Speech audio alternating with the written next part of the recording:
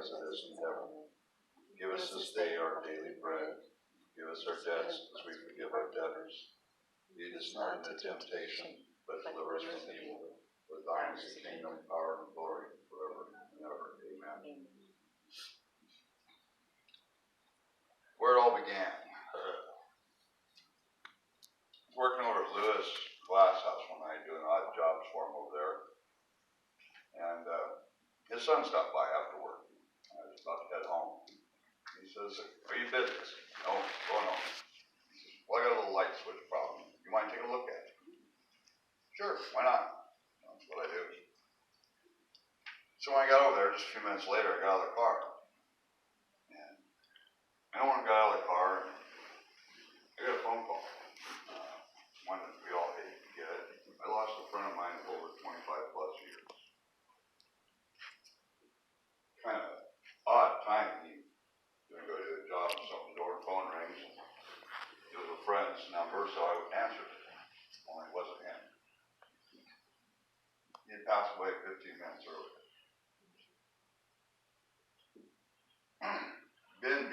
Ben Glass, being the guy he is, he says, "Well, Philip, why don't you just take the out and go home?" But I didn't want to go home. Not in there, house empty. I had an odd feeling that I was right where I was supposed to be that moment. So I proceeded with the job. The man took care of the light switch. When I come out, Ben wanted to pay me. Very insistent. Ben's kind of a big guy and he can be insistent. Quietly so, but insistent. And I'm glad he was this day. Except for one thing, I wasn't going to take his money. I couldn't on this day. I don't know why. I was broke. I needed money. Make no mistake, folks. But I had an overwhelming feeling, almost like something spoke in my ear. And it told me not to. It told me that if I did, something would be, I hate to say bad happen, that's not quite the expression that came over me, just that maybe something negative, some impact that would not be a positive in my life. So I told him no.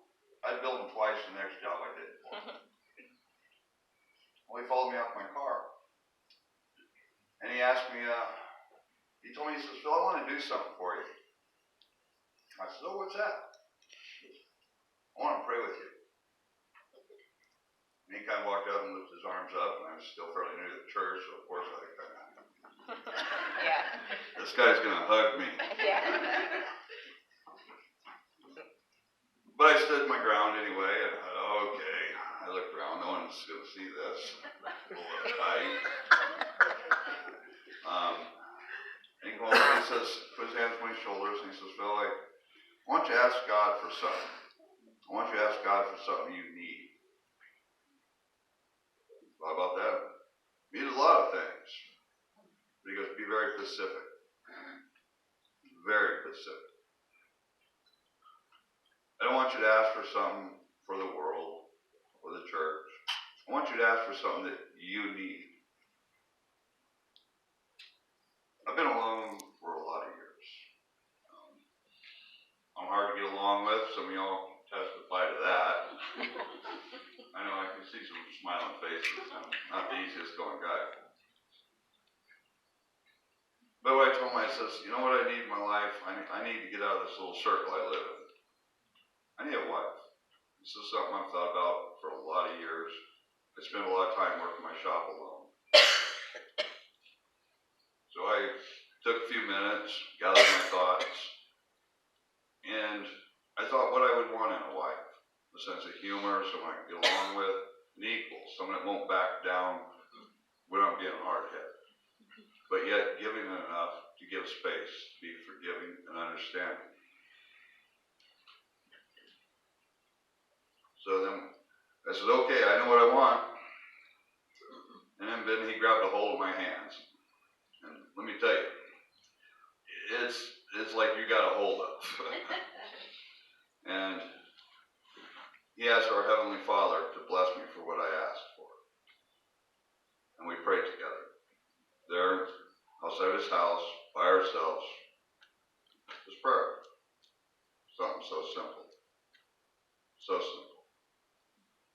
Well, home, I felt pretty good. Not much about it. I've been on eHarmony for a little while. Met a few.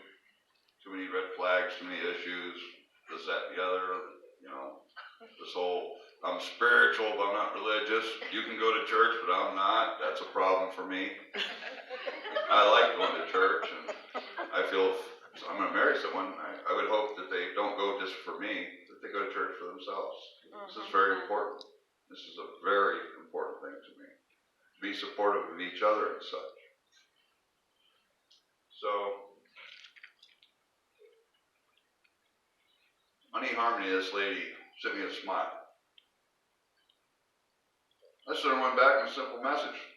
It says, Katy, Texas. All right. How's Texas?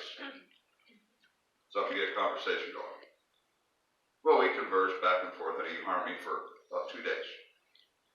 Third day, she says, hey, can we exchange email addresses? Yeah, that's a little easier to type instead of log in. I just click the email and type. I'm pretty simple like that. I'm not good with electronics. You guys ever see me text on a smartphone? You see why. Big fingers, little buttons. Gene's a professional. I seen him use two thumbs at once today. I says, I use 2 fingers too. One on this hand. Then I switched the phone and I use the other finger.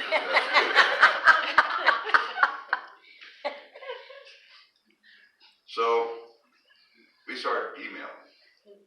Very next day, I was curious again, and I went back to her profile, and our profile is actually matched beyond anything I'd ever found on there. Ever. A 97%. We were 100% for over 14 questions. Only 2 were at 89 and 87%. The low score was agreeableness. But we've both never been married, never had children. And you tend to live by yourself, you get kind of set in your ways. I made notes, keep on track, folks. So, when I went back on the 4th day to just double check a few things for profile, she wasn't there. So this account's been removed. What's up with that? I was kind of nervous. This whole online dating thing. My day, you went, knocked on someone's house, met them in a coffee shop, online. I was really apprehensive, to say the least. Didn't say why, just said this account was removed. Well, it turns out there had been a hurricane in Texas when she had originally registered. She couldn't even see me. She went on as a free person. So she didn't even have my ugly photo, which was to my advantage.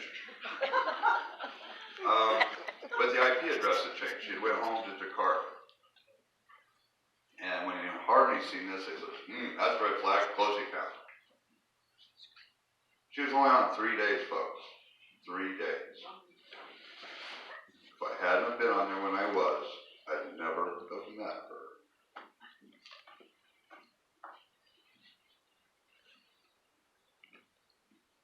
After that, we kept conversing. I've never been able to get high-speed internet where I'm at.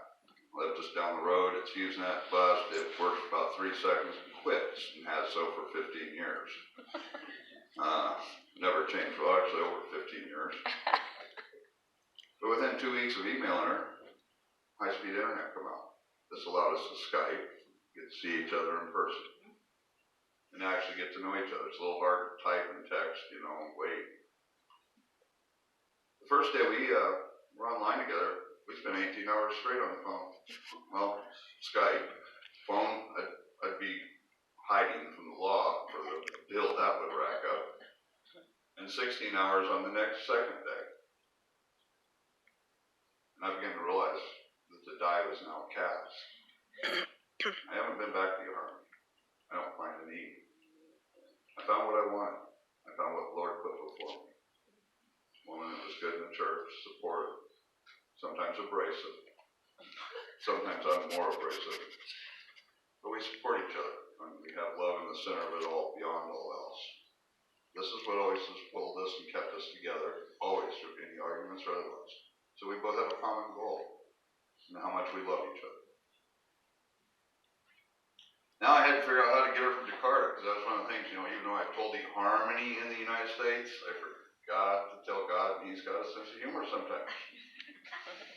Sometimes he wants you to be serious about what you're asking for. You're going to have to prove it to him a little bit. You've got to give it yourself. You must. Sometimes you have to shoulder the load no matter what it seems impossible. Have you been asked to move a mountain and he handed you a spoon? Well, it's possible, folks. Determination and belief. I do believe this with all my heart and soul. I had a crawler, an old antique dozer I restored. Pretty cool machine. Some of y'all might have seen it or not. And on Craigslist, about 2 weeks, 3 weeks, better, not one hit. Man, worst time of the year to sell this thing. Lord, I've known this woman since late October, pushing towards April. I says, I need some money, Lord. I need to get her here in presents. Love to have her here for my birthday, which I just didn't see happen. Very next day, I got 5 hits on that dozer and sold it a few days later. Just paid my bills up and I bought a ticket. It even went so far as to take the advice of the place I went. And so the ticket cost a little extra, but it was worthwhile. And what they said is, hey, if you go this route, save $150, $200. But here's the problem. Miss a flight, you're out of luck. Yeah. If you go with these other airlines, they work together and, they'll transfer, they'll work. And the day she was due to arrive, just prior to my birthday, she got held up at customs, delayed, missed the flight. I was in panic mode. They're not allowed to tell you anything at an airport, whether you bought a ticket or not. Your name isn't on it, you don't get a no. Now, I'm not sure how, that helps anyone in inquiry. But I kind of explained myself to the lady and how we had met. And I said, ma'am, I just don't know what to do. I don't want to sleep here in the airport, but I got this laptop. I don't even know how to make it Wi-Fi, Wi-Fi, Blue Fang. Yeah. Well, here's a form of communication, the only one we have, because once she left Jakarta, we only had minimal communication for her phone, and I didn't have a smartphone. Lady says, Mr. Dees, I hate to tell you this, we can't give out information. We cannot tell you Miss Elizabeth Saboro is on the next flight, such and such. That would be illegal for us to give out information. They already had her bag sitting there. I didn't know that. Big things, I thought they were like supports for the wall. Love you. But they're huge. I think I could have put the dozer in each one if I could have carried them. So, she arrived. Until she comes through them doors, she'll probably tell you the first thing I said to her is, she come downstairs, she goes, you had such a weird look when I come through the door. Until I wrapped my arms around you, I didn't know if you were real, or I'd imagined you all this time. She's very real. So this is how we came to be. So I would like to ask you guys, I said a prayer for the church. Every night, my dinner, I pray for this church. I pray for the congregation. Those here, those not, those that are sick. I don't usually advertise stuff like that. I just feel it's my part to do. We have people like Lewis Glass, Evelyn, many of the deacons, pastors of our church. Many of these people you see them doing good things all around. But these people do so much more, little things that I only become aware of. So one day I had to go to town early before I usually come in at 11. I see Lewis out here shoveling.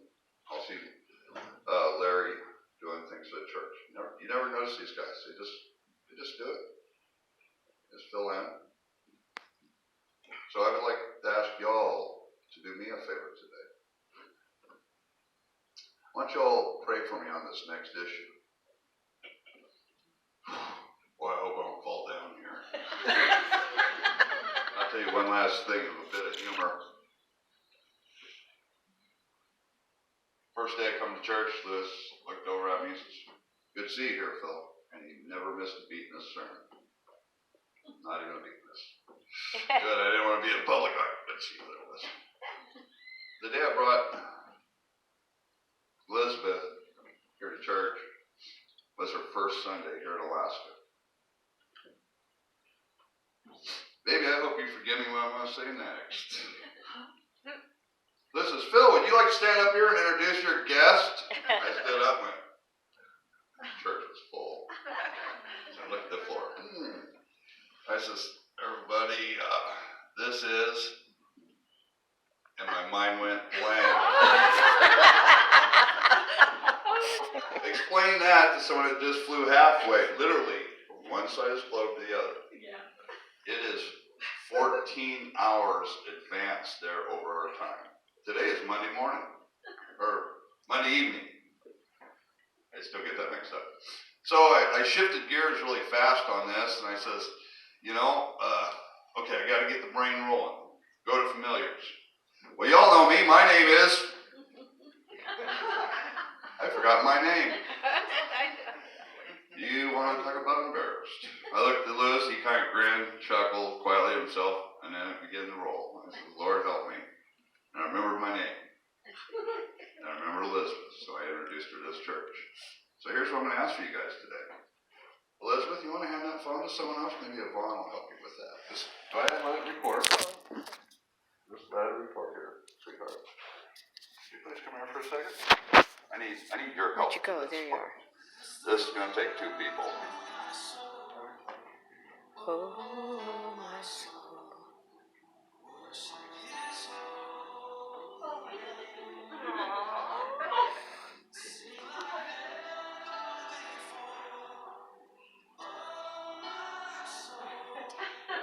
We ordered this together because I wanted help picking it up. It contains two birthstones, hers in the middle and a heart shape. Mine are diamonds down both sides to support her for this day forward. She knew it was supposed to get here last Friday, but I carried in only the mail. She says, where did you go? I said, I went to town. She goes, does that what come in? I says, this is all the mail I got out of the car. I had left this in the car.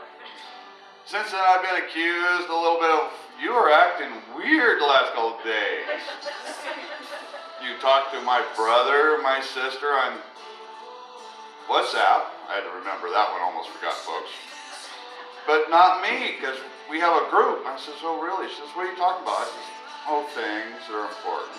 She was like, what? I says, I don't know. So she got their phone. I says, they're not going to tell you. And I have this being videoed for today for this whole purpose. Elizabeth Saboro, forever and a day will I love you. Plus one more at the end of time. And there is time. There's no burden I won't take on. There's no fight I won't raise my fist to in your name. I will love you, and I will love the Lord, and it will always be a part of our lives, to this day and forever. Will you be my wife? Will you marry me?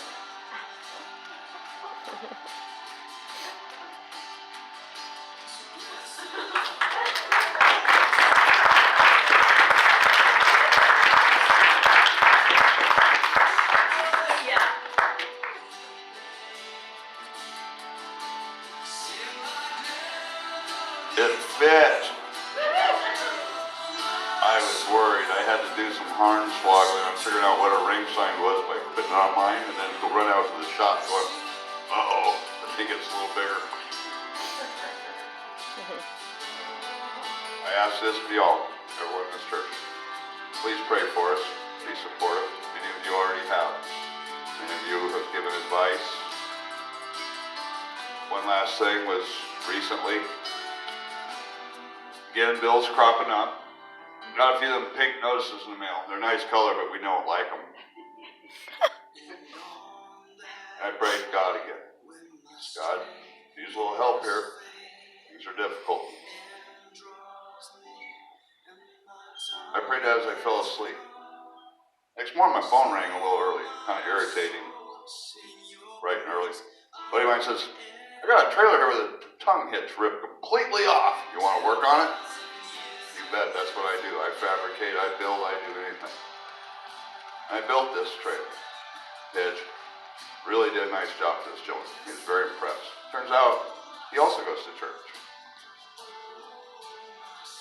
When I told him what I was planning today, and I was sneaking around a little bit, which makes this a very special day for a very, very special woman. He says, Phil, I want to give you some advice about marriage. I said, all right. I've asked advice from Larry and his wife. I've asked advice even from David. This is class. So fun. Many of you in the church. Gene was probably one of the first because he's seen an argument take place and was bailing me out. We won't go there. But him and his wife, Hannah, both gave me advice. And I tend to list someone. Sometimes I get a little grumpy about it, but I tend to digest it and run it over and over and over. He says, Phil, so I was ready for any advice I'd probably already heard maybe. He says, the most important thing in marriage, keep the Lord part of it.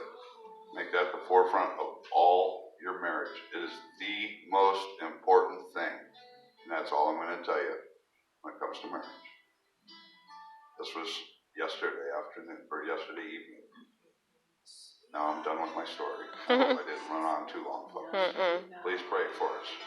That's all I will ask.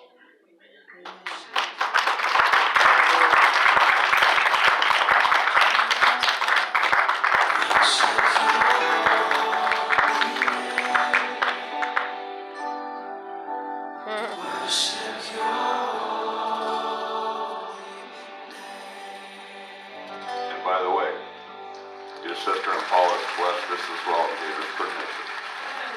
That was the WhatsApp you were wondering about. Hallelujah.